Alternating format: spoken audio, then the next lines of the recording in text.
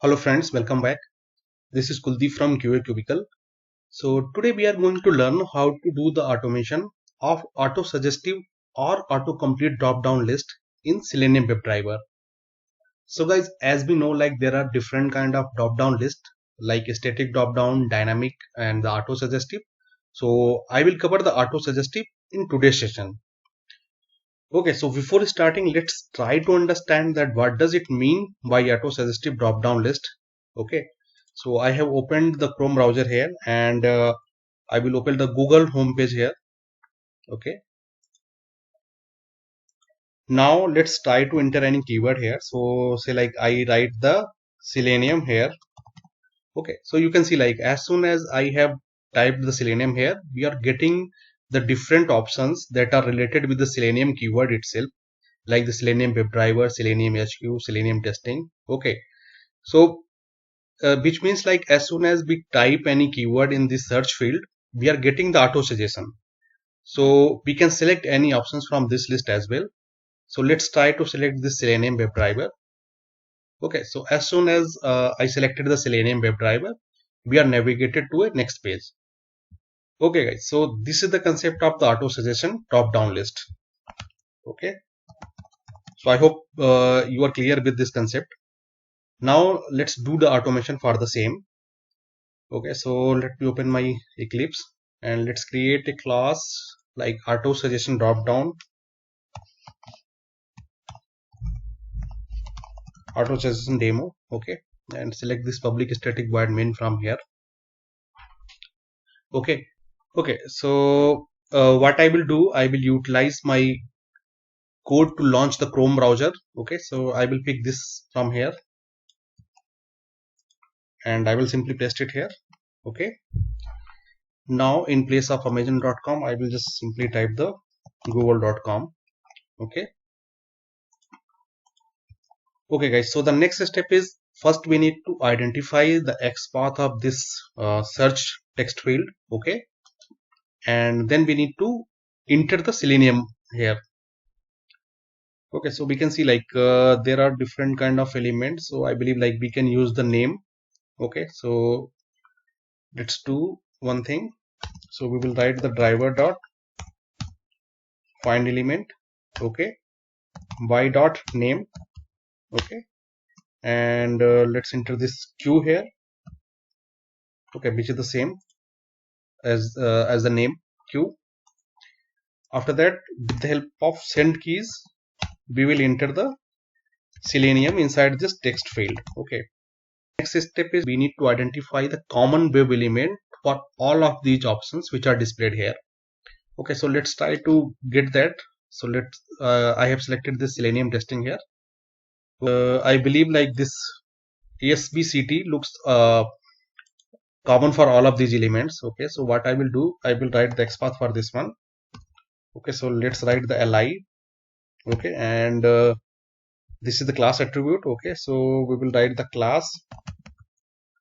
Okay, and SBCT. Okay, so we can see like it has highlighted all the elements. So now you can see here like it is 11 elements here. Okay, so all of these elements are getting highlighted. So that means this XPath is correct. So now we need to write the driver dot find elements. We are using the find elements here. The reason is we are dealing with the multiple elements. Okay, and that's why we are using find elements here. And you can see like we and what it is returning here, it is returning the list of web elements. Okay, and you can see in the above function find element, it returns a single web element. Okay, so this is important thing. So when we are dealing with the multiple elements, then we need to store all of those elements inside a list of web element. But when we are dealing with the single element, then we can store it inside a single web element. Okay, so I will write the driver dot find elements y dot xpath, and we will simply paste the xpath here. Okay, and now what we need to do, we need to store this inside the list of web elements. Okay, and let's create one variable. So say like auto drop Okay, let's make it auto drop down, we can say. Okay, and now import the required packages here. So first import the java.util, and for this web element, okay, so send it to web element and import the right package here. So I will try to cover the two use cases here. So my first use case is get the text of all auto suggestion options. Okay, so first what will we do? Our first use case is like I need to get the text of all of options which are displayed here. Okay, so for that what we need to do, we need to use the for loop here. Okay, so we will use the for int I equals to 0 and I is less than. So basically to get the total number of items which are displayed in this list, so we need to use the size function here. So what we will write here, we will write the auto dropdown dot size. So it will return the total number of items which are visible in this list. Okay, after that we will increment the value of I. Okay, and so now we need to traverse through all of these elements. Okay, so for that we need to write the auto dropdown dot get. We will use the index here. Okay, int dot, and then we will write the dot get text. Okay, so basically what will happen, for the very first time it will pick the element which is at the 0th position. So it will get the text of 0th position element, that is the Selenium. Now it will so we will print it here. Okay, so out we can print it. Okay, and okay, and in the next step what will happen, the value of I will be incremented to the 1. So it will pick the element which is at the first index, so it will pick this one, and the loop will be continue till the end of these drop down options. So let's try to execute this and see what happens. So guys, we can do one more thing here. We can add some weight here. So I will use the thread dot sleep.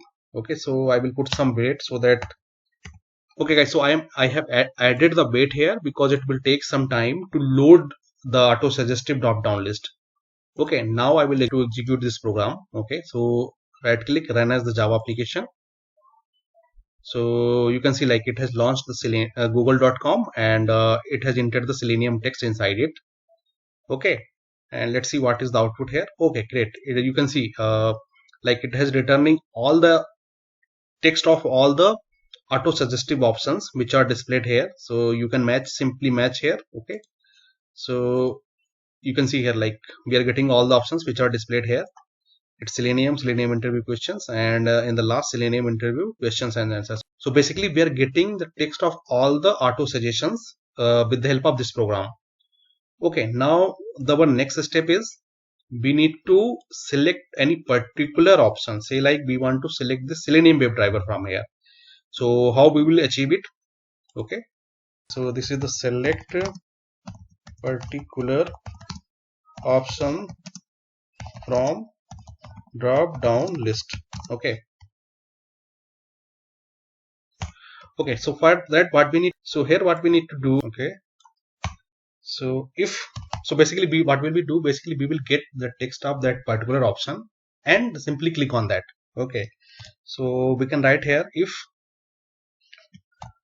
okay, if auto, let me copy it from here. Okay, okay, dot, okay, and dot get of I, now dot get text. So basically we are getting the text for the particular option. Okay, and now we will write the equal ignore case. So basically as we know, like Java is case sensitive, so it will ignore the case sensitivity here, and we will check that if the text of that particular option is the Selenium WebDriver. Okay, now what we need to do here, we simply need to click on that. Okay, so again we can write the auto drop down dot get of I dot click. So as soon as it gets the Selenium WebDriver option, it will come inside this loop and simply click on this, click on that. Okay, so let's try to execute this program. Okay,